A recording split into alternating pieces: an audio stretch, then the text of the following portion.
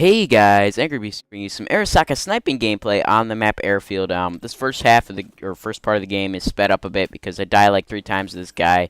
Eventually I do get him, so I slow down the game after I die one more time here. And uh, basically I'm using the Arisaka Sniper rifle with the sniper scope, and that's how I'd recommend using it. I generally don't like the no-scope bolts unless it's the Mosin Nagant or the Kar 98K, because the Springfield and the Arisaka both have really hard to use iron sights in my opinion.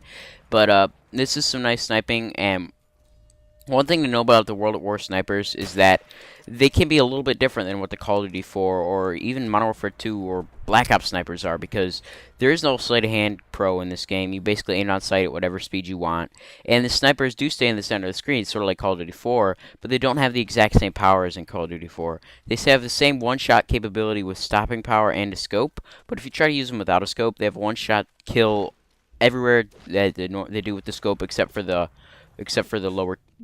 stomach area. So using the scope actually increases your damage in this game, which is an interesting move, and I like it overall. But when you're trying to use the no scope Mosin Nagant, you get a lot of hit markers from people running Juggernaut that you don't usually get when you're using it with a scope. So overall, the scope is probably the most worthwhile attachment, but the rifle grenade and the bayonet both have their place.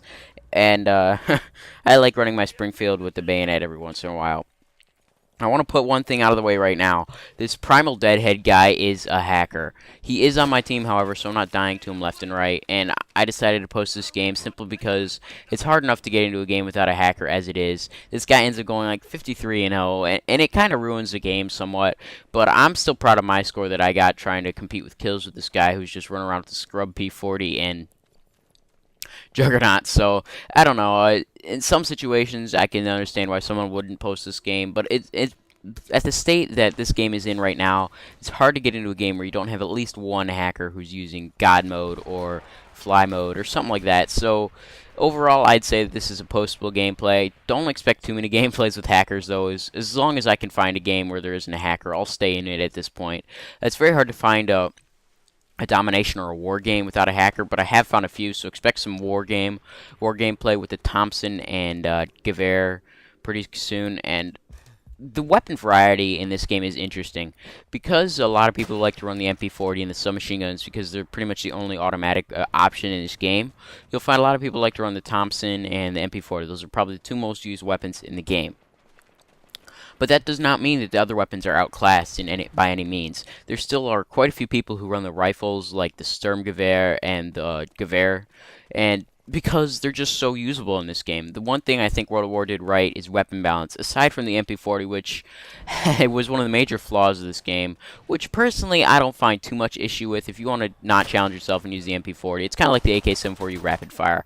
It's a fun alternative to use when you got nothing else, you don't want to really challenge yourself and you just want to have fun and play the game. So to be honest, I don't really care too much about it, but I do pick up another Arisaka here, and I don't think this one has any attachment at all. But as you can see, this Primal Deadhead guy, he's running without a care in the world with this God mode on. But there isn't too much I can do about that. If I do get into a game without a hacker, though, you better be sure that you're staying in it.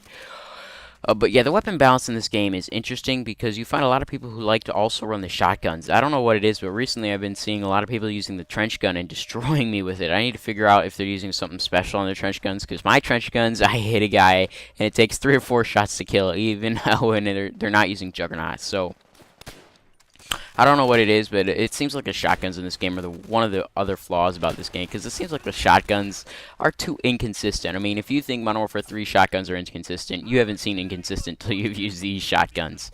But tips for this map, although this game is really old, I like to give out small tips, and this is a really good spot on the map. If you have them locked up in the Nocturne Toten house is what I call it, because it basically is the house in Nocturne Toten zombie map. If you have them locked up there, that trench is a very powerful position to lock them down. Unfortunately, I'm killed one off my dogs right there, and that would have made this game a little bit more epic, but this is another good spot if they're locked up in the house like they are right now.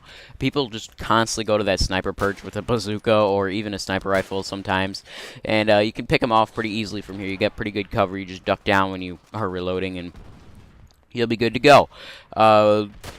let's talk about the secondaries in this game, because this game has about a minute left, and that's pretty adequate time to talk about it. Personally, I do like to run around with my Colt 1911 a lot, because I feel like that one's the American weapon. You just got to use it because it's got so much history behind it.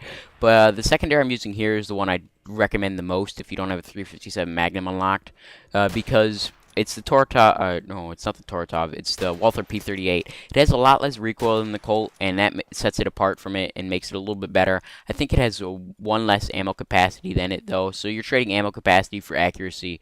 But with the pistol, you shouldn't really need too much ammo capacity to kill a person. If you do, you're better off just using your primary weapon, even if you are out of ammo. But anyways, guys, this gameplay is winding down. I pick up a nice final couple kills here. Pick up the bar, shoot him twice in the back. I'm Angry Beast, and I'm signing out, and I'll catch you guys in my next video. Hope you guys enjoyed this quick World of War commentary.